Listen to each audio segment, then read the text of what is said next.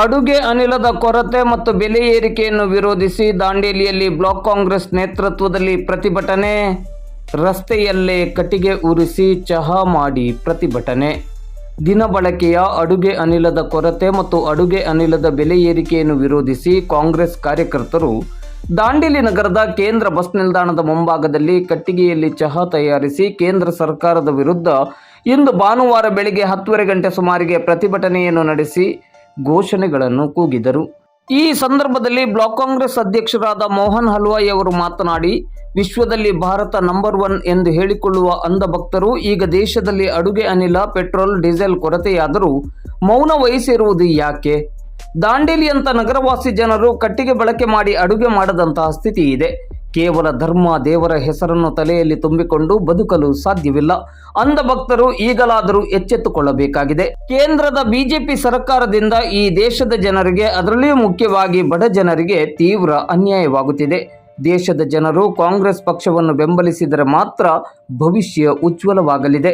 ಇಲ್ಲದಿದ್ದರೆ ಸ್ವಾತಂತ್ರ್ಯಕ್ಕೂ ಪೂರ್ವದಲ್ಲಿದ್ದ ಭಾರತ ನಮಗೆ ಕಾಣಸಿಗಲಿದೆ ಎಂದರು.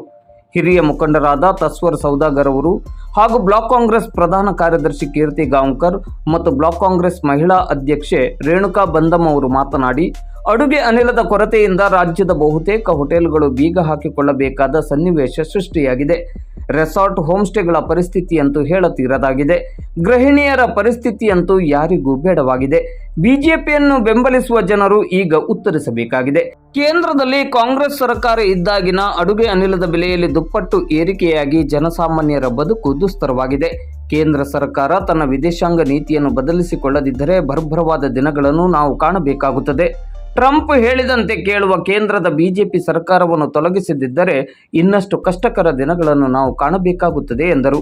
ಈ ಸಂದರ್ಭದಲ್ಲಿ ನಗರಸಭೆಯ ನಿಕಟಪೂರ್ವ ಅಧ್ಯಕ್ಷರಾದ ಅಶ್ಫಾಕ್ ಶೇಖ್, ಬ್ಲಾಕ್ ಕಾಂಗ್ರೆಸ್ ಉಪಾಧ್ಯಕ್ಷರಾದ ಬಶೀರ್ ಗಿರಿಯಾಳ್, ಜಿಲ್ಲಾ ಕಾಂಗ್ರೆಸ್ ಪ್ರಧಾನ ಕಾರ್ಯದರ್ಶಿ ಆರ್.ಪಿ. ನಾಯ್ಕ್, ತಾಲೂಕು ಗ್ಯಾರಂಟಿ ಯೋಜನಾ ಅನುಷ್ಠಾನ ಸಮಿತಿ ಅಧ್ಯಕ್ಷರಾದ ರಿಯಾಜ್ ಬಾಬು ಸೈಯದ್, ಕೆಪಿಸಿಸಿ ಸದಸ್ಯರಾದ ಕರೀಂ ಅಜ್ರೇಕರ್, ಕಾಂಗ್ರೆಸ್ ಮುಖಂಡರಾದ ಸಂಜಯ್ ನಂದ್ಯಾಳ್ಕರ್, ಅನಿಲ್ ದಂಡಗಲ್, ಯಾಸ್ಮಿನ್ ಕಿತ್ತೂರ್, ಸರಸ್ವತಿ ರಜಪೂತ್, ದಿವಾಕರ್ ನಾಯ್ಕ್, ದಾದಾಪೀರ್ ನದಿಮುಲ್ಲಾ, ಪ್ರತಾಪ್ ಸಿಂಗ್ ರಜಪೂತ್, ರಾಜೇಸಾಬ್ ಸುಂಕದ್, ಇಮ್ತಿಯಾಜ್ ಅತ್ತಾರ್, ರಫೀಕ್, ರವಿ ಚೌಹಾಣ್, ಕಿರಣ್ ಸಿಂಗ್ ರಜಪೂತ್, ಪ್ರಭಾಕರ್ ಗೋನಾ, ರವಿ ಚಾಟ್ಲಾ, ಸರಸ್ವತಿ ಚೌಹಾಣ್, ಆಯಿಷಾ ಪಠಾಣ್, ವೆಂಕಟರಮಣಮ್ಮ ಮೈತ್ಕುರಿ, ಸುಧಾ ರಾಮ್ಲಿಂಗ್ ಜಾಧವ್, ಮಂಜು ರಾಥೋಡ್, ರೋಹಿನಾ ಕತೀಬ್, ಮುನ್ನಾ ಸಾಂಕ್ಲಾ, ರೇಣುಕಾ ಮಾದರ್, ರೇಣುಕಾ ಭಜಂತ್ರಿ, ಅಪ್ರಿನ್ ಕಿತ್ತೂರ್, ರೇಷ್ಮಾ ಮಾಲ್ದಾರ್, ಸುಜಾತಾ ಸಂದಮ್, ಅನಿಲ್ ನಾಯ್ಕರ್, ಅಡಿಯಪ್ಪ ಭದ್ರಕಾಳಿ, ಆಸಿಫ್ ಮುಜಾವರ್, ಫ್ರಾನ್ಸಿಸ್ ಸೇವಿಯರ್, ಸಪುರ ಯರಗಟ್ಟಿ, ವಿನಾಯಕ್ ಬಾರಿಕೇರ್ ಹಾಗೂ ಕಾಂಗ್ರೆಸ್ ಪಕ್ಷದ ಮುಖಂಡರು, ಕಾರ್ಯಕರ್ತರು ಮತ್ತು ಸಾರ್ವಜನಿಕರು ಈ ಸಂದರ್ಭದಲ್ಲಿ ಉಪಸ್ಥಿತರಿದ್ದರು. ಬೆಲೆಯನ್ನು ಕಡಿಮೆ ಮಾಡಬೇಕು ಅಂತ ಹೇಳ್ತಾ ಈ ಒಂದು ಮಾತನ್ನ ಮುಗಿಸ್ತಾ ಇದ್ದೀನಿ. ಧನ್ಯವಾದಗಳು. ಧನ್ಯವಾದಗಳು.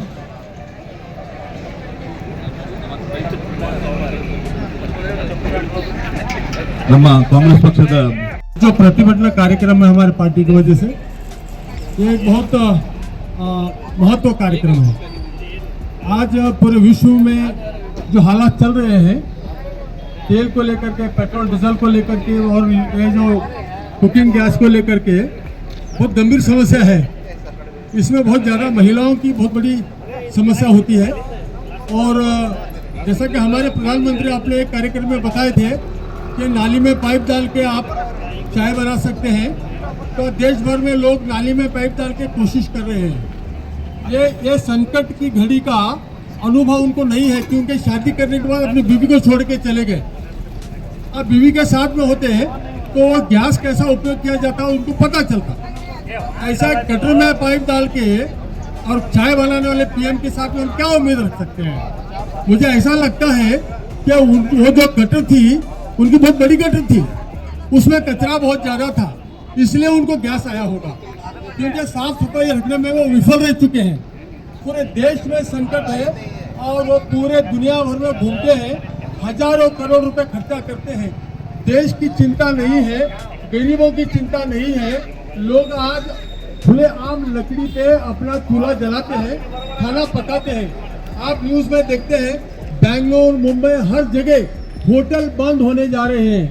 अगर ये जंग ऐसे ही चलेगी तो दांडेली के हालात भी ऐसे ही होंगे. इसलिए ये जो हमारा जो प्रतिभटना कार्यक्रम है, ये उनको जागरूक करने के लिए हम लोग ये कार्यक्रम कर रहे हैं.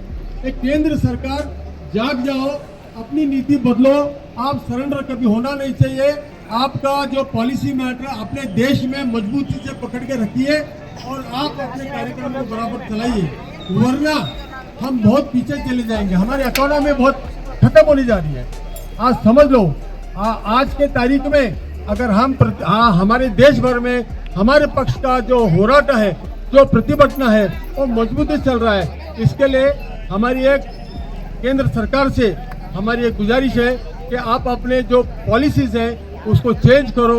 लीडर ऑफ अपोजिशन श्रीमान राहुल गांधी जी के नेतृत्व में, उनके मशवरे पे, उनके ओपिनियन सजेशन पे आप काम करते जाएंगे, देश उन्नति और तरक्की करेगा। Thank you. ಹೇಳ್ದಂಗೆನೆ ಕುಣಿತಾ ಇದ್ದಾರೆ. ಇದು ನಾನು ಹೇಳ್ತಾ ಇಲ್ಲ, ಅಮೆರಿಕದ ಮಾಧ್ಯಮ ಸಚಿವೆನೇ ಪಬ್ಲಿಕ್ ನಲ್ಲಿ ಒಂದು ಸ್ಟೇಟ್ಮೆಂಟ್ ಕೊಟ್ಟಿದ್ದಾಳೆ. ನಮ್ಮ ಮಿತ್ರ ರಾಷ್ಟ್ರಗಳಲ್ಲಿ ಭಾರತವು ಕೂಡ ಒಂದು, ಆದರೆ ಭಾರತ ನಾವು ಹೇಳ್ದಂಗೆನೆ ನಟನೆ ಮಾಡ್ತದೆ ಅಂತೇಳಿ. ಅದು ಮತ್ತು ಕೆಟ್ಟದಾಗಿ ಹೇಳಿದ್ವಿ ಅಂತ ಹೇಳಿದ್ರೆ, ಭಾರತ ಅಮೆರಿಕ ಮತ್ತೆ ಇಸ್ರೇಲ್ಗೆ ಕಾಲು ಅಗಲು ಮಾಡಿ ಎಲ್ಲ ಕೊಟ್ಟುಬಿಟ್ಟಿದೆ ಅಂತೇಳಿ. ಇದು ನನ್ನ ಮಾತಲ್ಲ, ಇದು ಅಮೆರಿಕದ ಸಚಿವೆಯ ಮಾತು. ನಾನು ಯಾಕೆ ಹೇಳ್ತಾ ಇದ್ದೀನಿ ಅಂತ ಹೇಳಿದ್ರೆ, ಅಭಿವೃದ್ಧಿ ಹೊಂದುತ್ತಿರುವಂತ ನಮ್ಮ ಈ ರಾಷ್ಟ್ರದಲ್ಲಿ ನಮ್ಮ ಭಾರತ ಬಹಳ ಮುಂಚೂಣಿದಂತ ರಾಷ್ಟ್ರ ಆಗಿತ್ತು. ಆದರೆ 2014 ನಂತರದಲ್ಲಿ ನಮ್ಮ ರಾಷ್ಟ್ರದ ಪರಿಸ್ಥಿತಿ ಏನಾಗಿದೆ? ಇವತ್ತು ಟ್ರಂಪ್ನ ತಾಳಕ್ಕೆ ಕುಣಿತಾ ಇರುವಂತ ಟ್ರಂಪ್, ನಮ್ಮ ಮೋದಿಯವರು ಇಡೀ ದೇಶದ ಮಾನವನ್ನ ಹರಾಜು ಹಾಕಿದ್ದಾರೆ. ಇವತ್ತು ನಮ್ಮ 1971ರಲ್ಲಿ ಇಂದಿರಾ ಗಾಂಧಿ ಅವರು ಪ್ರಧಾನಮಂತ್ರಿ ಆಗಿದ್ದಾಗ ಪಾಕಿಸ್ತಾನದ ಜೊತೆಗೆ ನಮ್ದು ಯುದ್ಧ ನಡೀತಾ ಇತ್ತು. ಆ ಸಂದರ್ಭದಲ್ಲಿ ಅಮೆರಿಕ ಒಂದು ಮಾತನ್ನು ಹೇಳಿತ್ತು, ಯುದ್ಧವನ್ನು ನಿಲ್ಲಿಸೋದ್ರ ಬಗ್ಗೆ. ಇಂದಿರಾ ಗಾಂಧಿ ಅವರು ಅಮೆರಿಕದ ನೆಲದಲ್ಲಿ ನಿಂತುಕೊಂಡು ಒಂದು ಮಾತನ್ನ ಹೇಳಿದ್ರು, ಅಮೆರಿಕ ನಮಗೆ ಮಿತ್ರ ರಾಷ್ಟ್ರ ಹೊರತು ನಮ್ಮ ಬಾಸ್ ಅಲ್ಲ ಅಂತೇಳಿ. ಆದ್ರೆ ಅಂತ ಒಂದು ರಾಷ್ಟ್ರವನ್ನ ಇವತ್ತು ಗುಲಾಮಗಿರಿಗೆ ತಳ್ಳುವಂತ ಗುಲಾಮಗಿರಿಯ ಮನಸ್ಥಿತಿಯ ಬಿಜೆಪಿಗರು ಮಾಡ್ತಾ ಇರೋದು ನಮ್ದು ದುರಾದೃಷ್ಟ ದಿನ ಅಂತ ಹೇಳಲಿಕ್ಕೆ ಇಷ್ಟಪಡ್ತೀನಿ. ಇಂಥ ಒಂದು ಸಮಯದಲ್ಲಿ ನಾವೆಲ್ಲ ಎಚ್ಚೆತ್ತುಕೊಳ್ಳಬೇಕಾಗಿದೆ. ಅಂಧ ಭಕ್ತರು ಇವತ್ತಾದ್ರೂ ಎಚ್ಚೆತ್ತುಕೊಳ್ಬೇಕು. ತಾವು ಯಾರನ್ನ ನೀವು ಅಂಧರಾಗಿ ಬೆಂಬಲಿಸ್ತಾ ಇದ್ದೀರಿ, ಅವರಿಂದ ನಮ್ಮ ದೇಶ ಯಾವ ಗತಿಗೆ ಹೋಗ್ತಾ ಇದೆ ಅನ್ನೋದ್ರ ಬಗ್ಗೆ ತಾವು ಯೋಚನೆ ಮಾಡಬೇಕಾಗಿದೆ. ಈ ಸಂದರ್ಭದಲ್ಲಿ ಒಂದು ಸಣ್ಣ ಒಂದು ವಿಷಯವನ್ನು ಹೇಳಲಿಕ್ಕೆ ಇಷ್ಟಪಡ್ತೇನೆ. ಅಂಧ ಭಕ್ತರ ಪರಿಸ್ಥಿತಿ ಏನಾಗಿದೆ ಇವತ್ತು ಅಂತ ಹೇಳಿ. ಒಂದು ಅಗಸ ಇರ್ತಾನೆ, ಅಗಸನ ಹತ್ರ ಒಂದು ಕತ್ತೆ ಕೆಲಸ ಮಾಡ್ತಾ ಇರುತ್ತೆ. ಆ ಕತ್ತೆಗೆ ಅವ ಸರಿಯಾಗಿ ಊಟ ಕೊಡೋದಿಲ್ಲ, ಆದ್ರೆ ದಿನನಿತ್ಯ ಹೊಡಿತಾ ಇರ್ತಾನೆ. ಪಕ್ಕದ ಅಗಸನ ಮನೆಯಲ್ಲಿ ಒಂದು ಕತ್ತೆ ಒಂದ್ಸಲ ಯೋಚನೆ ಮಾಡುತ್ತೆ, ಇವನ್ ದಿನ ಹೊಟ್ಟೆ ತಿಂತಾನಲ್ಲ, ದಿನ ಊಟ ಕಡಿಮೆ ಆಗ್ತಾ ಇದೆಲ್ಲ, ಆದ್ರೂ ಕೆಲಸ ಬಿಡ್ತಾ ಇಲ್ಲ ಇವ, ಯಾಕೆ ಅಂತೇಳಿ. ಸೊ ಕರೆದು ಅವನನ್ನ ಕೇಳ್ತಾನೆ. ಆ ಕತ್ತೆ ಕೇಳುತ್ತೆ, ಇನ್ನೊಂದು ಕತ್ತೆ, ಯಾಕೆ ಮಾರಯ್ಯ ನಿಮ್ಮ ಸಾಹುಕಾರ ನಿಮ್ಗೆ ಸರಿಯಾಗಿ ಊಟನೂ ಕೊಡೋದಿಲ್ಲ, ಮತ್ತೆ ನಿನ್ನ ಕೆಲಸನ ಹೆಚ್ಚಿಗೆ ತಗೊಳ್ತಾನೆ, ಹೊಡಿತಾನೆ ಬಡಿತಾನೆ, ಕೆಲಸ ಬಿಟ್ಟು ಬರಬೇಕಲ್ಲ ಅಂತೇಳಿ. ಇಲ್ಲ, ನಾನು ಬಿಟ್ಟು ಬರೋ ಮನಸ್ಸಿತ್ತು, ಆದ್ರೆ ಬರೋದಿಲ್ಲ, ಅವನಿಗೆ ಒಂದು ಸುಂದರವಾದ ಮಗಳಿದ್ದಾಳೆ ಅಂತ. ಕತ್ತೆ ಅನ್ನತ್ತೆ, ಅವನಿಗೆ ಸುಂದರವಾದ ಮಗಳಿದ್ರೆ ನಿನಗೇನಪ್ಪ ಸಮಸ್ಯೆ ಅಂತೇಳಿ. ಅಲ್ಲೇ ಇರೋದು ಸಮಸ್ಯೆ. ಅವಳು ಓದ್ಲಿಕ್ಕೆ ಅಷ್ಟೊಂದು ಬುದ್ಧಿವಂತೆ ಅಲ್ಲ. ಅವ್ರ ಅಪ್ಪ ದಿನ ಹೇಳ್ತಾನೆ, ನೀವು ಓದಿ ಬುದ್ಧಿವಂತಳಾಗೋ, ಇಲ್ಲ ಅಂದ್ರೆ ಯಾವ್ದಾದ್ರು ಕತ್ತೆ ಕೊಟ್ಟು ಮದುವೆ ಮಾಡ್ತೀನಿ ಅಂತೇಳಿ. ಸೊ ಆ ಕತ್ತೆ ನಾನೇ ಯಾಕೆ ಆಗಿಬಾರದು ಅಂತ ಹೇಳಿ ಯೋಚನೆ ಮಾಡ್ತಾ ಇದೆ. ಹಂಗೆ ಈ ಅಚ್ಚಿ ದಿನ ಕೂಡ, ಅಚ್ಚಿ ದಿನ ಬರುತ್ತೆ ಬರುತ್ತೆ ಬರುತ್ತೆ ಅಂತ ನಾವು ಕಾಯ್ತಾ ಇದ್ದೇವೆ. ಅಚ್ಚಿ ದಿನಂತೂ ಬರ್ತಾ ಇಲ್ಲ.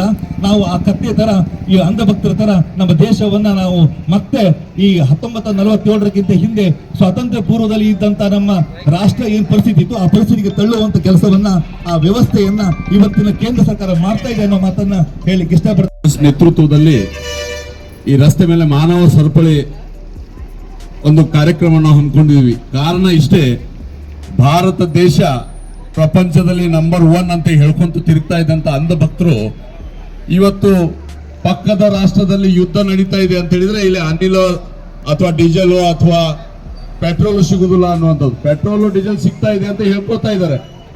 ಬೇರೆ ರಾಷ್ಟ್ರಗಳಿಗೆ ನಾವು ವಿಚಾರ ಮಾಡಿದ್ರೆ ಅವರು 1 ವರ್ಷಕ್ಕೆ ಬೇಕಾಗುವಷ್ಟು ಎಲ್ಲ ಸಿಲಿಂಡರ್ನು ಇಟ್ಕೊಂಡಿದ್ದಾರೆ, ಡೀಸೆಲ್ ಪೆಟ್ರೋಲ್ ಇಟ್ಕೊಂಡಿದ್ದಾರೆ. ನಮ್ಮ ರಾಷ್ಟ್ರದಲ್ಲಿ 15 ದಿನ ಆಗಿಲ್ಲ ಯುದ್ಧ ಪ್ರಾರಂಭ ಆಗಿ, ಈಗ 1 ತಿಂಗಳಿಗೆ ಮನೆಗೆ ಡೊಮೆಸ್ಟಿಕ್ ಕೊಡುವಂತ ಸಿಲಿಂಡರ್ 1 ತಿಂಗಳು 30 ದಿನದವರೆಗೆ ನಾವು ಬುಕಿಂಗ್ ತಗೊಳ್ಳೋದಿಲ್ಲ. ಕಮರ್ಷಿಯಲ್ ಸಿಲಿಂಡರ್ ಕಂಪ್ಲೀಟ್ ಬಂದ್. ಎಲ್ಲಿ ಹೋಗ್ಬೇಕು ಹೋಟೆಲ್ ಉದ್ಯಮಿದವರು, ಎಲ್ಲಿ ಹೋಗ್ಬೇಕು ಹಾಸ್ಟೆಲ್ ನಡೆಸೋರು, ಎಲ್ಲಿ ಹೋಗ್ಬೇಕು PG ನಡೆಸ್ತವ್ರು, ಎಲ್ಲಿ ಹೋಗ್ಬೇಕು ಪ್ರವಾಸೋದ್ಯಮ ನಡೆಸುವಂತ ಹೋಮ್ ಸ್ಟೇ ರಿಸೋರ್ಟ್ದವರು. ಇವ್ರು ಯಾರು ನಮ್ಮ ದೇಶದ ಮಾನವರಲ್ವಾ? ಇವ್ರು ಮನುಷ್ಯರಲ್ವಾ? ಇವ್ರು ಬದುಕಿಲ್ವಾ? ಇದನ್ನ ಯಾಕೆ ನಮ್ಮ ದೇಶದ ಪ್ರಧಾನಮಂತ್ರಿ ಅರ್ಥ ಮಾಡ್ಕೊಳ್ಳೋದಿಲ್ಲ? ಬಿಸಿ ಊಟ ಶಾಲೆಯಲ್ಲಿ ಮಕ್ಕಳಿಗೆ, ಯಾವ ಬಡವರ ಮಕ್ಕಳು ಯಾರು ಶ್ರೀಮಂತರ ಮಕ್ಕಳು ನೋಡ್ದೇ ಬಿಸಿ ಊಟ ಪ್ರಾರಂಭ ಮಾಡಿದಂತ ಈ ರಾಷ್ಟ್ರದ ಪ್ರಧಾನಮಂತ್ರಿ ಮನಮೋಹನ್ ಸಿಂಗ್ ಕಾಲದಿಂದ ನಡೆಯುವಂತ ಬಿಸಿ ಊಟ ಕೂಡ ಬಂದಾಗಿದೆ. ಆ ಟೀಚರ್ಗಳು ಶಾಲೆ ಕಲಿಸ್ಬೇಕು ಅಥವಾ ಕಟ್ಟಿಗೆ ತಂದು ಶಾಲೆ ಆವರಣದಲ್ಲಿ ಅಡಿಗೆ ಮಾಡಬೇಕು. ಇದೆಲ್ಲ ವಿಚಾರ ಮಾಡಬೇಕಾಗ್ತದೆ. ಇವತ್ತು ಕೇಂದ್ರ ಸರ್ಕಾರದಲ್ಲಿ ನಡೆಸುವಂತಹ ಈ ಸರ್ಕಾರ ಬಡವರ ಪರವಾಗಿ ಯಾವತ್ತೂ ಇಲ್ಲ.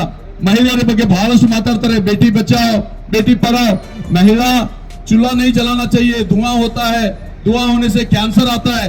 ಯಾವ ಪ್ರಧಾನಮಂತ್ರಿ ಹೇಳಿದ್ರು ಅದೇ ಪ್ರಧಾನಮಂತ್ರಿ ಇವತ್ತು ಏನ್ ಮಾಡಿದ್ರು, ಸಿಲಿಂಡರ್ ಸಿಗದೆ ಇರೋ ಹಾಗೆ ಮಾಡಿದ್ರು. ಸಿಲಿಂಡರ್ ರೇಟ್ ಏನ್ ಮಾಡಿದ್ದಾರೆ, ಪ್ರತಿ 6 ತಿಂಗಳಿಗೆ 3 ತಿಂಗಳಿಗೆ 60 ರೂಪಾಯಿ 100 ರೂಪಾಯಿ ಹೆಚ್ಚಿಗೆ ಮಾಡ್ತಾರೆ. ಅದ್ರ ಬಗ್ಗೆ ಅದು ದುಡಿದು ತರುವಂತ ಹಣ ಬರೀ ಸಿಲಿಂಡರ್ ರೇಟ್ ಹೊಟ್ಟೆಗೆ ತಿನ್ಬೇಕು. ಇದು ಪ್ರಧಾನಮಂತ್ರಿಗಳು ವಿಚಾರ ಮಾಡ್ಕೋಬೇಕು. ಪ್ರಧಾನಮಂತ್ರಿ ಯಾವತ್ತು ತನ್ನ ಭಾಷಣ ಹೇಳ್ತಾರೆ, ಹಮ್ ತೋ ಫಕೀರ್ ಆದ್ಮಿ ಹೈ, ಜೋಲಿ ದಾಲ್ಗೆ ಚಲೆ ಜಾಯಂಗೆ. ಅವ್ರಂತರೂ ಹೋಗ್ತಾರೆ, ನಮಗೂ ಜೋಳಿ ಹಾಕ್ತಾರ?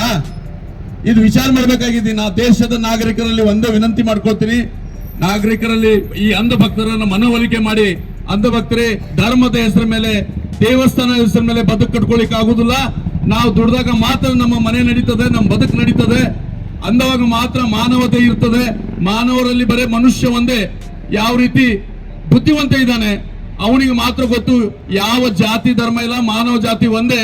ನಾವಿಲ್ಲಿ ಧರ್ಮದ ಹೆಸರ ಮೇಲೆ ಆದ್ರೆ ಬದುಕು ಕಟ್ಕೊಳಿಕ್ ಆಗುದಿಲ್ಲ ಅಂತೇಳಿ ಇವತ್ತು ನಾವು ಸಂಡೇ ಮಾರ್ಕೆಟ್ ನಲ್ಲಿ ಹೋದ್ರೆ ಕಾಯಿಪಲ್ಲೆ ಮಾರೋ ಮುಸ್ಲಿಂದಾವ್ ಇದ್ದಾನೆ, ಹೂ ಮಾರೋ ಮುಸ್ಲಿಂದಾವ್ ಇದ್ದಾನೆ. ಅಲ್ಲಿ ಹೂ ತಗೋಬೇಡ್ರಿ, ಅಲ್ಲಿ ಕಾಯಿಪಲ್ಲೆ ತಗೋಬೇಡ್ರಿ. ಬರೇ ಮನುಷ್ಯರಲ್ಲಿ ಇಂಥ ಭೇದ ಭಾವ ಆಗುವಂತ ಮಾತನಾಡ್ತಾ ಇದ್ದಾರೆ. ಆದ್ರೆ ಒಂದು ಕಡೆ ನಮ್ಮ ಬದುಕನ್ನು ಹಾಳು ಮಾಡ್ತಾ ಇದ್ದು ಯಾರು ಕಾಣ್ತಾ ಇಲ್ಲ. ತಾವು ನೆನಪಿಟ್ಕೋಬೇಕು, ಬರುವ ದಿನಗಳಲ್ಲಿ ಇನ್ನೂ ಇದಕ್ಕಿಂತ ಕೆಟ್ಟ ಸಮಯ ಬರುವಂತ ಸಂದರ್ಭ ನಿರ್ಮಾಣ ಆಗ್ತಾ ಇದೆ.